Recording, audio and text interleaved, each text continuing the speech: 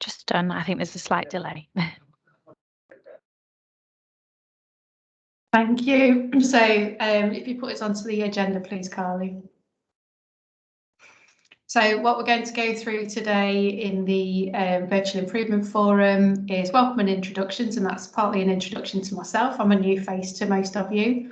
We've got a spotlight on improvement on the 365 promotion from Chris and Shannon. We've got an update from John Court, who's our new Chief Digital Officer. And then we're going to look at how to get in touch with us and an update on improvement training. And then at the end, we've got a question and answer session or anything that people also want to share. Thank you, Carly. So an introduction to me, for those of you that don't know me, I'm Claire Hinchley. I'm the new Associate Director of Strategy and Transformation working at Chesterfield Royal.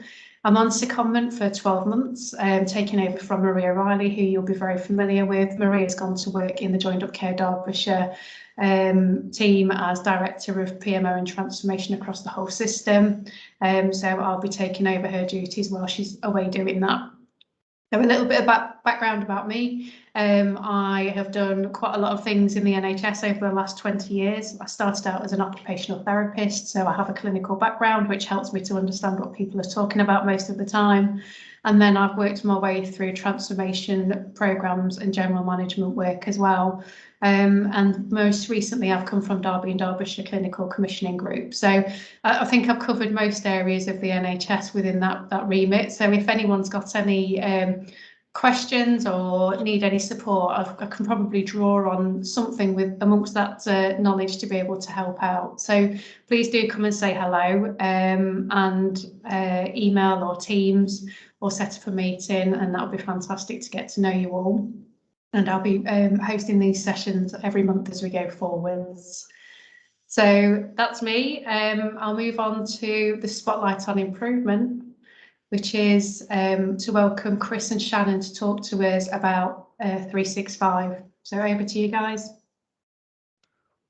Hello, thanks for that, Claire, and thanks for inviting us down.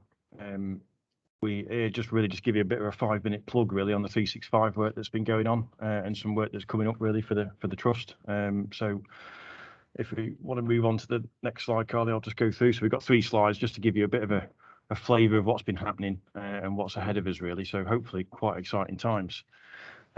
So the big question, I guess, is what is N365? We wanted just to share really what the stuff was and actually what we're going to come up against in the near future. But basically, it's the new flavour of Office 365 that's designed for the NHS. We've had some exposure to the tools that we're going to basically have a look at more closely in the future already. So we're already using Teams, we're already using the Web Outlook. That's already been released to us and it was introduced during the COVID times. So I think some people will be aware of some of the tools that are available to us now. This work really is to go further and start to introduce the new clients and the new web apps in full. So, you know, Excel, PowerPoint, Word, even OneNote and some of the other slightly funkier tools that'll come in the second phase of the deployment. So just to give you a bit of background, of course, there's been a big license agreement, if you like, with NHSX to give us basic access, and then we bought a number of licenses through a reseller to give us some extra tools as part of the Office suite. So the new term is the productivity suite because it's more than just Office in the eyes of Microsoft. So we've got 3 flavors. I'll go through it really quickly at the bottom. We've got Apps for Enterprise, which gives us the web stuff and the desktop clients. We've got the Enterprise Web Office. Sorry, we've got the O365 Enterprise, which is a bit more, really, a few more tools on top. I won't draw on the detail just yet. And then we've got the Enterprise Restricted Licenses, which is more of a web way of working. So it does mean we'll have a slight split in that some staff will have access to web tools, some staff will have access to clients, depending what kind of PC they use, what kind of access they have already, and what sort of device they use generally for their day-to-day job. But yeah, that's in a nutshell, that's sort of what we're going to look at over the next few months. And of course, you know, we want to just appeal to the improvement teams and the reps really on the call as well. We've got a big list of pilot users, but of course we'll be in touch and working hopefully with you guys to push this forward as well and just get some awareness out there really, because there's a big benefit attached. I think we're ready for the next slide if that's okay, Colin, or I'll just go through. So what are the benefits of switching over to N365? Other than the obvious one, of course, of making sure we stay with the times and we don't use the same software forever. Of course, 2010 is a little old now. It's really obviously working to promote paper-like working, users accessing information electronically on devices from wherever they are, really. So the mantra of everything everywhere really is something we're working towards with this, and it allows people to collaborate. So instant messaging we're used to, of course, share calendars and the tools that exist within Outlook should get some big improvements really with these tools that come in. Up-to-date documents, version control, things such as that will come in and really help these tools help us in our role, sorry. Also, with it being a modern suite of applications, it is secure. The web stuff is secure. We've come a long way compared to when we first looked at this as a solution. And so there's lots of things in the licenses that we've purchased that allow us to work securely and collaboratively and safely. Even though we're an NHS organisation, of course, the same policies apply to users using things sensibly, of course. But we also hope, and with a bit of help with some instructions and some good communications, we hope it will be intuitive and easy to use. There's a whole range of things in there and lots of features, but we do feel it should bring a new and easier way to work for the future. I think we're ready for the final slide, really. So really just to give you an update on what we've been up to. We've tested the systems and the applications that we use across the trust that interact with Office. So, systems that download spreadsheets, systems that use Word, things such as that. We've gone through quite a robust test plan and just made sure they are safe and they are compatible with the new stuff that we're going to bring in. We've created a desktop package, which is being rolled out to a pilot list of users so far. So that's via a technology called SCCM, a bit of an IT word there really, but it's something that we use in IT to package up and deploy software in a controlled way, in a safe way. So it's really the future of us deploying things as well within IT, as well as the new tools that we're getting. So far we've deployed to the IT department and to some pilot users. I think we've actually gone up from that 40 number up to about 61 now. And of course, we're looking to plan to deploy department by department in a controlled way in the near future, really, once we get full confidence that everything's safe to go out. And to make sure that the impact to users is understood and we work through that as we go, really. So that approach and going department by department, we think's a good one. We've worked with other trusts and put that past them, and that's the approach they followed. So I think the next step, that's why I put the two improvement logos there, is to kind of work with the improvement guys a little bit. And we have a lot of pilot users down from the improvement area, and we've actually rolled out to improvement just last week. So we want to work closely with those guys, get some good awareness out there, and really push this forward, really. And in a nutshell, that was it. Just to kind of share, give you some awareness of what's going on and what will come soon. And just to throw it out to everyone, and see what people think. But looking forward to working with people on this, because I think it'd be a great thing for the trust. Thank you, Chris.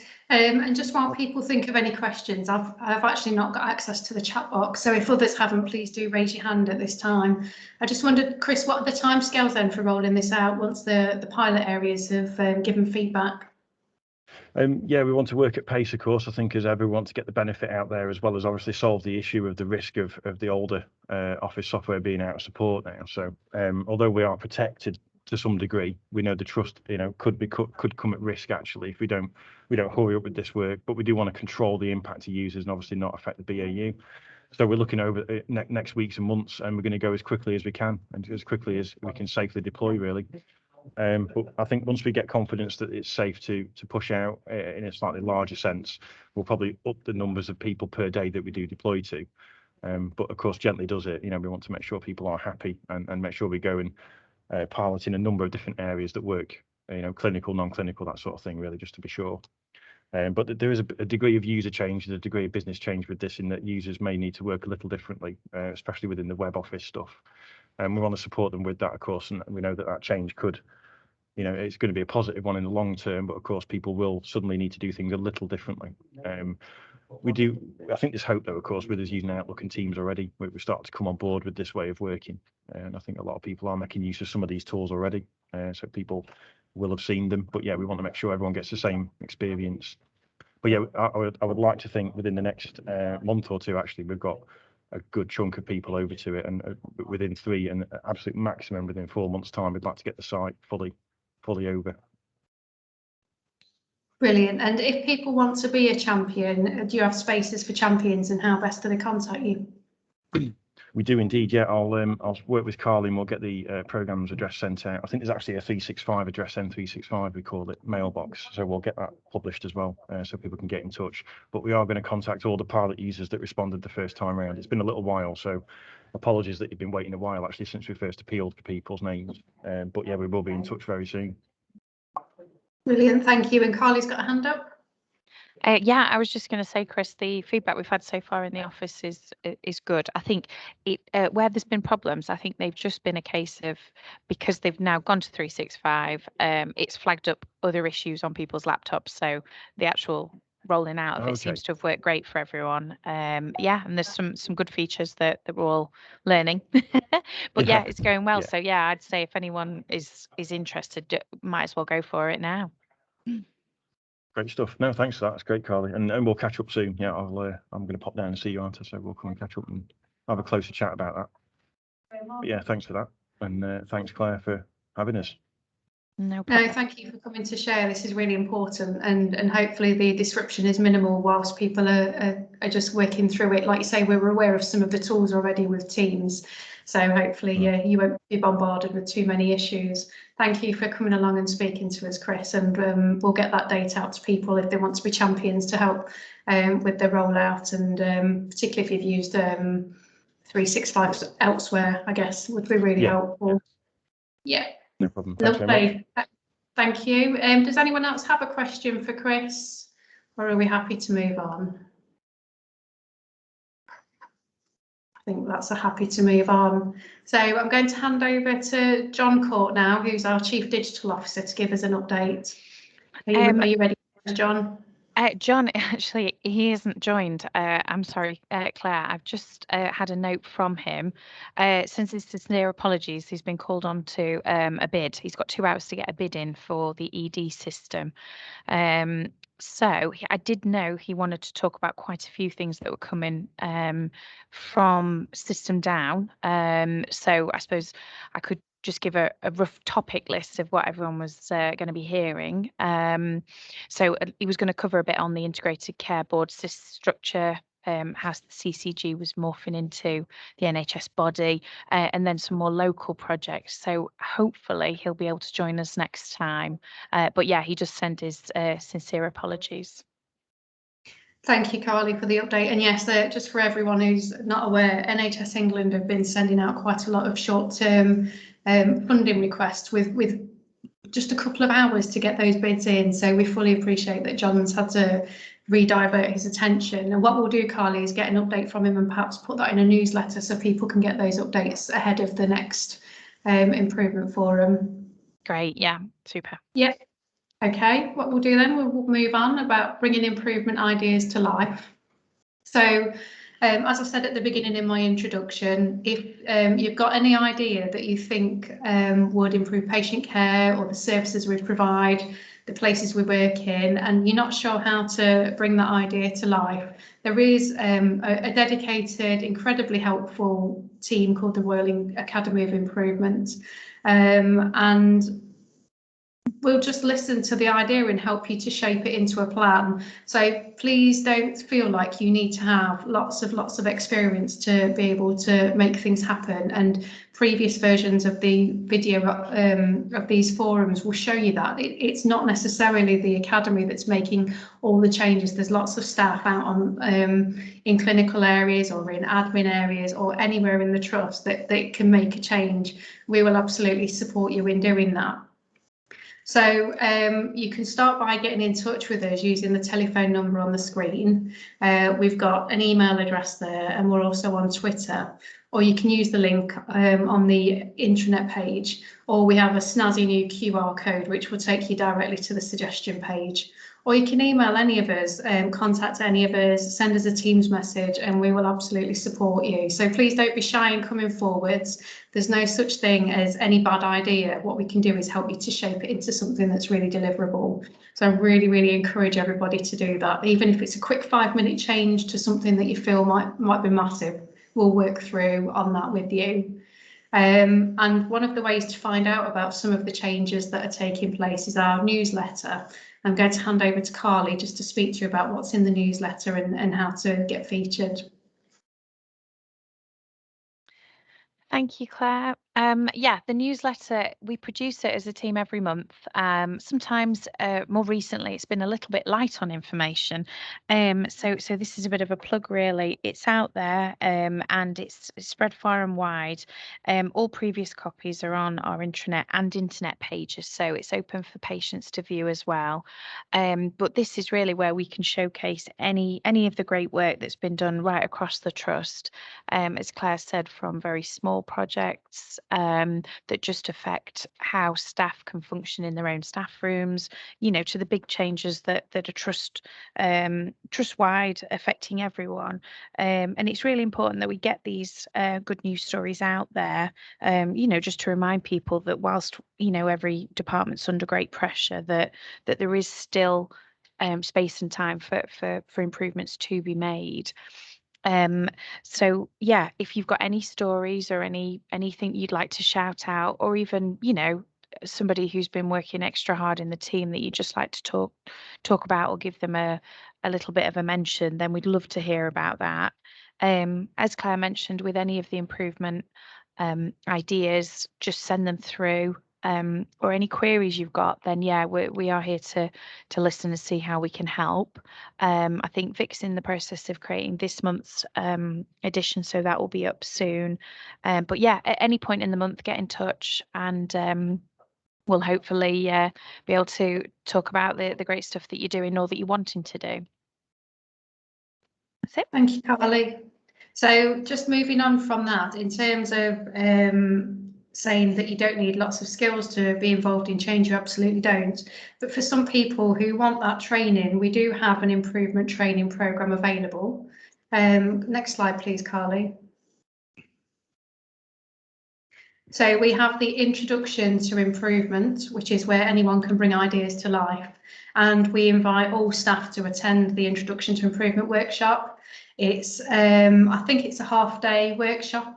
And all we do is ask that you bring a problem or frustration in your area of work that you'd like to solve, or an improvement idea that you'd like to bring to life. And you might be working on something already, which is great. Bring it along, use it as a workshop to be able to help shape and guide these thoughts into practice, and following up on the actions as well. And so it turns your ideas into a reality, gives you the tools to start and support all the way through to finish. And you get a workbook as well, which helps you to work through each of the methods that we talk about. So it's an incredibly practical session, lots of opportunities to try out some of the methods and models that we kickstart. Just bear with me 1 second. And we cover areas such as developing your aim, building a driver diagram, which is much easier when you've got somebody sat with you than you think, understanding who you need to get involved in helping to make the change, designing how you're going to measure it, and planning how you'll test the improvement idea. So the sessions are 9 till 12:30 in the Innovation Centre. We've got 3 dates left in 2021. The October date is full.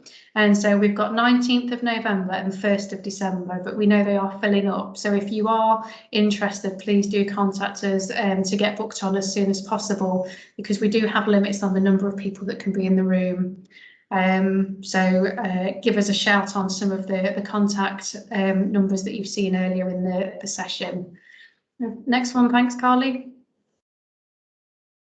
And then beyond the improvement workshop, we have the Quality Service Improvement and Redesign programme, and we can support you in being a QSA practitioner, which is a 6-day programme, and it's CPD accredited too. Apologies for coughing again. So this is a programme that's run internally by people who are trained in the QSA methodology, and you work with a live project and apply tools and learning through the course. And you come and see us every 2 weeks to maintain momentum so that you keep building on your ideas whilst gaining those skill sets. And there's additional support in place between to facilitate your project. And then day 6 is added onto the programme as a forum to share outcomes and success across the people who attend, and we have a celebration of your learning. And these are face-to-face in the Innovation Centre. Now, I've just heard that the 2022 dates are full, again, because of the limits on numbers that we can have in the room. If that number changes, then we'll be opening up new places, but actually we'll be having dates for 2023. So this is fantastic news that it's full, but not so good if you definitely want the training. So we'll be getting those new dates out for 2023 as soon as we can, and make sure you book on really quickly because all the dates get booked up pretty fast. So apologies that this has been quite a quick improvement forum. I just wondered if there's anybody on the call that has anything they want to share or discuss or ask a question about. Now's your chance, just put your hand up.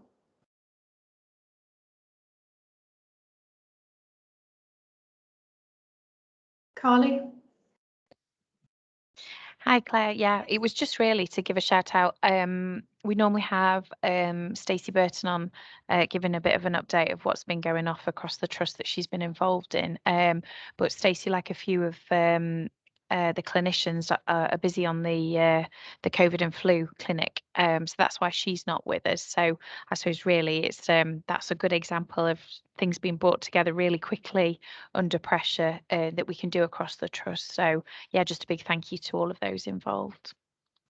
Absolutely, and we'll be catching up with Stacey and colleagues as well to see about lessons learned of how to quickly pull together such a huge piece of work. And so with nothing else, what I want to do is say thank you then for those of you that have joined us and for those of you that watch on the intranet after the event.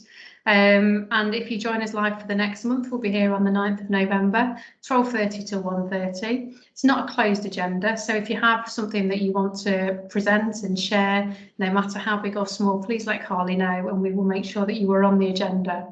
And then the final page here is for our contact details again for contact, regardless of how much support you need or how little. Just give us a shout and we'll do what we can to support you through with your projects. I'd just like to thank you for joining us today, and we'll see you in a month's time.